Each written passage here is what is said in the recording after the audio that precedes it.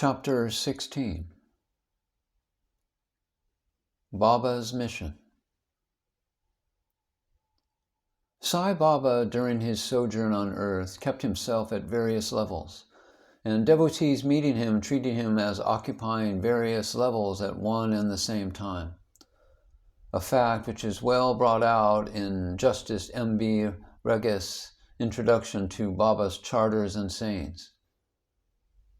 Those levels, which might all occur on the same day in any order, included those of the ordinary poor fakur, the saint, and the Param Atman. And as Reges points out, after Baba left the body, his devotees' proper way of treating him is as Param Atman only, the Supreme Self, though those accustomed to other gurus may keep on viewing him as a guardian angel, or a basic guru, or a good friend and guide. There is, however, another level, hidden under these, that of the avatar with a mission. The term mission is derived from the Latin root mitto, meaning send. So a missionary is one who is sent with a message or direction, ordinarily by God. And as used in Christian literature, a mission was the most valuable characteristic of the lives of such great prophets as Moses and Jesus. Jesus' mission was, by his own death, sacrificing himself on the cross to absolve mankind from hereditary or original sin. That is, the sin derived by being the descendants of the first sinners and rebels, that is, Adam and Eve. Christ's death was considered a sacrifice on behalf of an entire humanity. Others' mission, for example Moses, was to lead the Jews from captivity in Egypt on towards the Promised Land, and also to make laws that the Jews should submit to.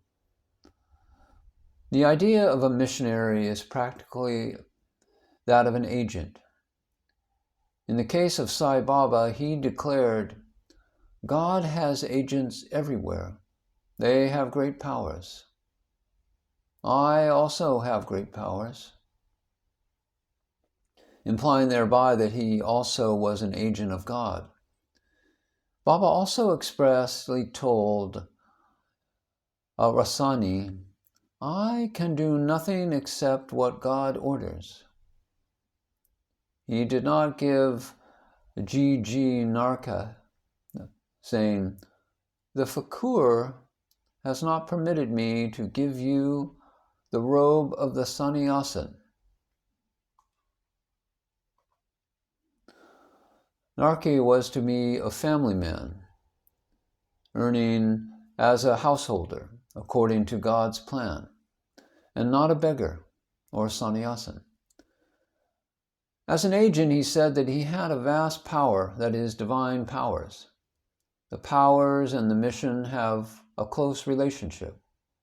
The mission has to be worked through the powers given, and the powers are given only by carrying out the mission. Baba had, by concentration on God, practically every siddhi that one can think of. And the Srimad Bhagavata says, "What power is there that cannot be got by concentration on God, with conquest or control of mind and senses and breath?" So Baba's possession of vast powers, both acknowledged and proved, was always utilized for the benefit of mankind, promoting individual benefits that were obvious, seen, and well understood, as well as general benefits which were not so equally obvious or well seen and understood. Now we have to consider the mission of Baba based on the possession of his powers, and notice what general benefits were conferred on the country or mankind, though these are not yet obvious to most people. Proceeding further with the question of the stages in Sai Baba's life, we see one marked difference between his life before 1886 and the life thereafter. Before 1886, the main stress of his activities and views appears to be on doing good to those who were near him and connected to the prenatal obligations. But the prenatal cannot stop within definite geographical limits. By reason of that principle, people from afar had to benefit, and in working it out, he achieved other things also than doing good to the immediate comers.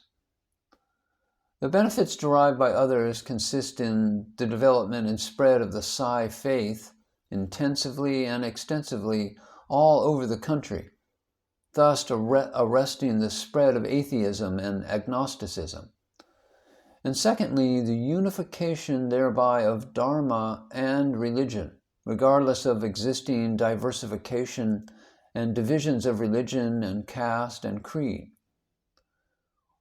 The main benefit is the unification of the Hindu faith within itself and of Islam within itself, and by purification and refinement of both, the building up of one common central religion or faith that is fitted to be the world faith, which has been touched in a previous chapter. And thirdly, incidentally, India's national problem of unifying conflicting groups is helped to near its solution.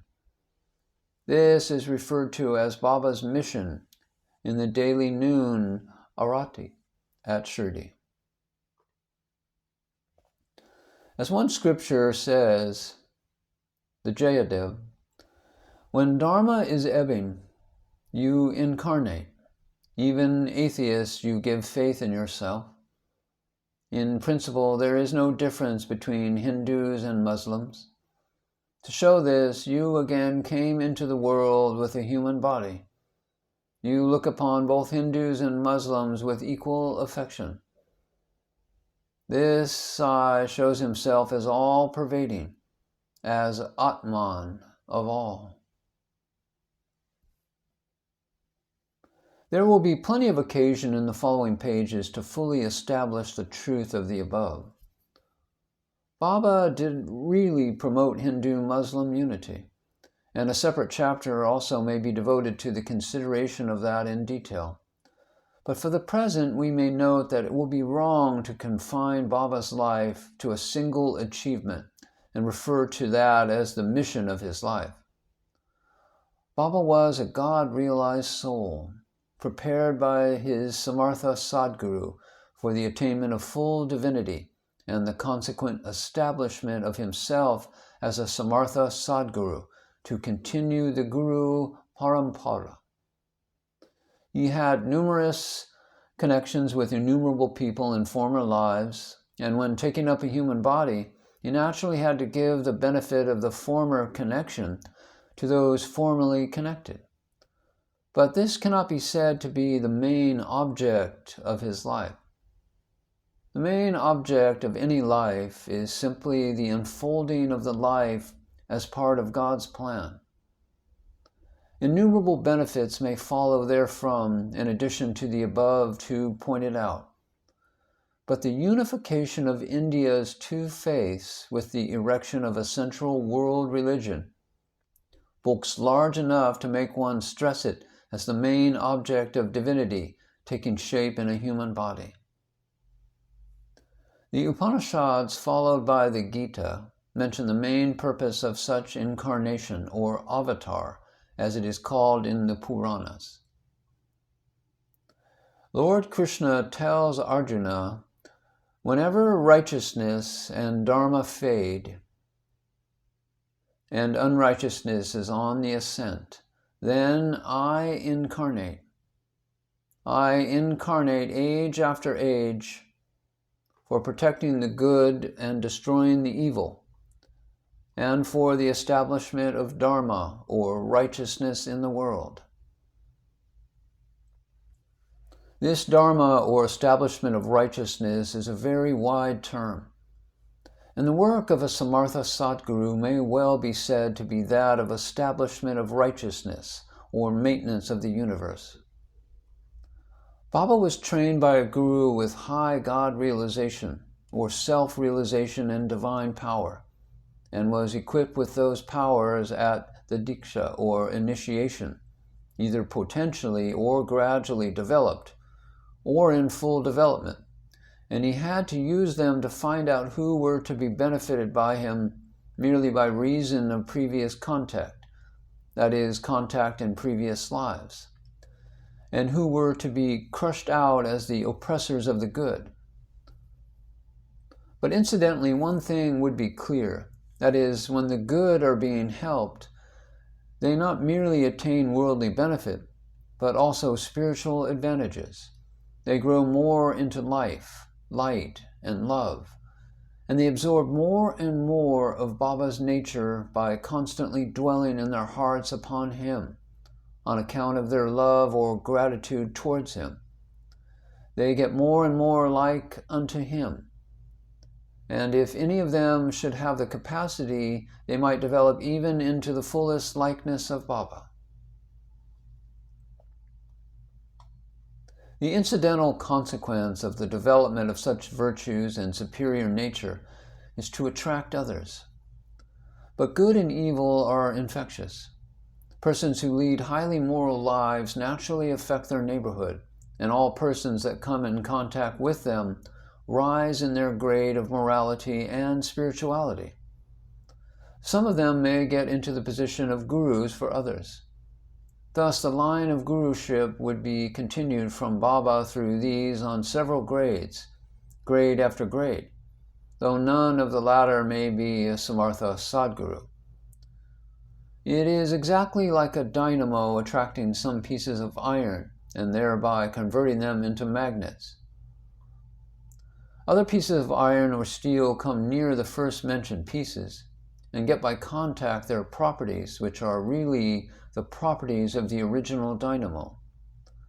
Thus we see one powerful magnet drawing to it needles in succession, and the central magnet is responsible for all the remotely attracted needles also. The avatar saint may also be likened to the little heaven in a mass of dough, or better still, or leaven, not heaven, in a mass of dough, or better still, to the powerful sun. The avatar rays are extended in all directions like the rays of the sun. In this very process, Baba is establishing Dharma in eradicating the lack of Dharma. In the course of the eradication of adharma, or the lack of Dharma, meaningless hostilities, wicked hatred, and the such like, often cloaking themselves under the cover of religion, are removed.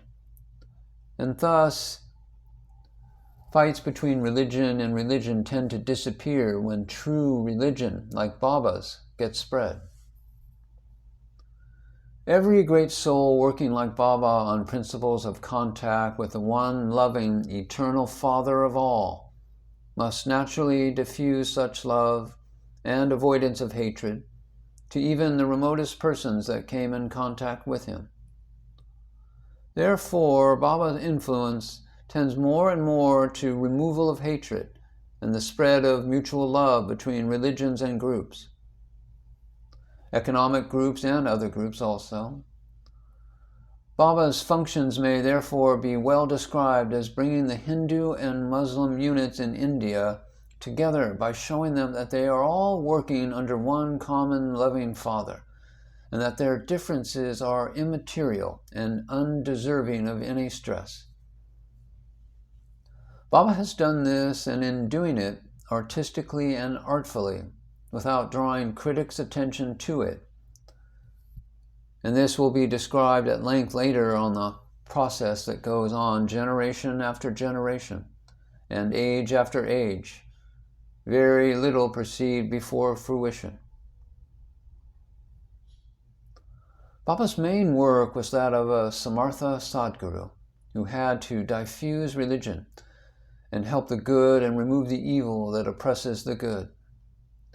Even before 1886, he was possessed with vast powers used for this purpose. In 1886, he had a small body of worshippers who might have all been benefited both temporally and spiritually by reason of purva or present contact. But was this life work to end with that petty group? One day in 1886, Baba told Mahasapati, who was by his side, "I am going to Allah. You had better guard this body for 3 days. If I return thereafter, I will look after the body. If I do not, you may thereafter have this body interred in that place." Baba then pointed to a neem tree. After saying that, Baba reclined and was soon a corpse. Breathing stopped.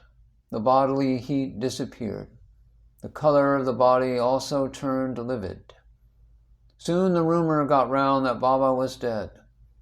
The village officers came and also the police. An inquest was held. An inquest report was drawn up therein, which said that Baba was dead. The police officers wanted Mahasapati to bury the corpse as it should not remain in the mosque. But Mahasapati quoted to them Baba's own words, saying that he might return in 3 days. The police officers and others, who obviously did not believe revival possible, tried to induce Mahasapati to change his mind, but he stuck to his guns and pointed out that Baba was a yogi of wonderful powers, and that it was possible for such persons to return to life after 3 days.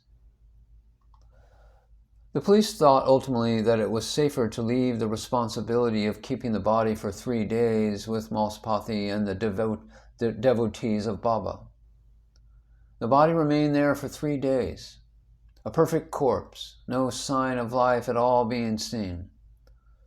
But after 3 days, suddenly a finger of Baba began to move. Then his eyes opened, and he sat up with breath and all. After this, for 32 years, he led a normal life, and it was only in 1918 his body life finally passed out. His body was thereafter interred in its present place in the Bhuti Wada. What did the passing away from earthly life and the return to it in 1886 mean? Baba evidently returned to the world because more of the prarabdha of the Sai body, his mission, remained unfulfilled, and therefore he had to get back into the same body to work out the remaining portion of the present life. This is a noticeable or remarkable feature of his life, that is, leaving the body and returning to it, which we do not find ordinarily in other cases. Now, what was the main thing that he did after his return? By observing the nature and results of his activities after return, we can easily see why he returned to the body in 1886. If he had left the body finally in 1886, no person in India, certainly not in the South and in other of the states, and not even in Bombay or Maharashtra, nor even in other parts of the district, would have heard about him or felt his influence, and all the grand work of his that is being described in this book would never have taken place. The essential part of Baba's life is that which comes after 1886, perhaps that which is yet taking shape, though this is grounded upon the earlier part, especially upon the training he had and the work he went through in the earlier stages. The Guru's training and the further concentration of his entire soul upon the Guru in solitude all ripened this plant called Sai Baba, so that it might produce an exuberance of flower and fruit. That flower and fruit we have partly and roughly described in this book already, and more of it is to follow. We shall now point out, after careful study and observation, the first prominent flower or fruit that the Sai tree produced, ignoring for the present the petty earlier pioneers like Gopal Rao. That first flower or fruit is Narayan Govind Chandokar, He may be termed appropriately the first apostle or Saint Peter of Baba. You shall see how Baba sent for him. Sri Chandokar was the personal assistant to the collector of Ahmednagar and was camping at Kopargam, the land of revenue settlement work. All Karnams of the Taluk had to attend at the Jamabandi, and the Shirdi Karnam also had to attend. No one left Shirdi without permission of Baba, as the experience of everyone was that by leaving with Baba's permission he was safe, and leaving without permission he ran into many dangers. So the Shirdi Karnam, Appa Kulkarni, went to Baba and asked him for leave to go to Kopargam for the Jamabandi work, as the personal assistant to the collector was there. Baba gave him leave and added, "Tell your Nana, that is, Narayan Govind Chandokar, to come here." Nana is the contracted form of Narayan, which can be used only by equals moving on intimate terms. Appa Kulkarni was astounded at the message. He considered that he was too insignificant a person, and that Baba also, though a weird being of the village, was too insignificant to invite the deputy collector, high gazette officer of the government. But Baba insisted and told him that he might inform the deputy collector that it was Baba who invited him. With great diffidence, the Karnam at the close of the day approached the deputy collector and told him that Sai Baba, a Fakur of Shirdi, invited him to come to Shirdi.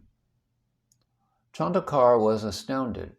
He thought that it could not possibly be, and told the Karnam that he was a stranger to the Fakur, and the Fakur was a stranger to him, and that he, the Karnam, must have some purpose of his own to invite him to his village.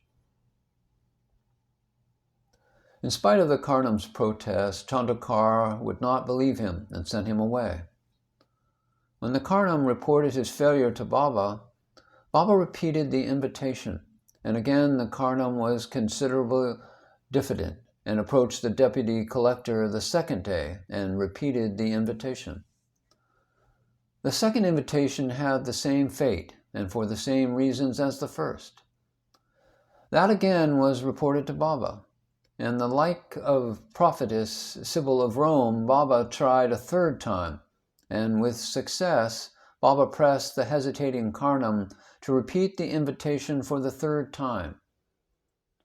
This time the invitation told Nana Chandokar thought that there must be something in it, and so he told the Karnam that he would visit Shirdi, but not immediately. Chandokar did keep his promise. Sometime after going to Ahmednagar, he did go and pay a visit to Shirdi. After making a present of sugar candy and almond with some reverence to Baba, Chandokar asked Baba whether it was true that he sent for him, and when that was admitted, why he had sent for him. Baba said, "There are thousands of persons in this world, and I do send for them all. Should there not be some special reason why you alone should be sent for?" Chandokar said that he was unable to see any special reason. Then Baba made the solemn statement, "You and I have been connected with each other in 4 former births. I now invite you to come again and have your contact. When leisure serves, you may come." Chandokar was surprised by this statement, and in any case was not fully impressed.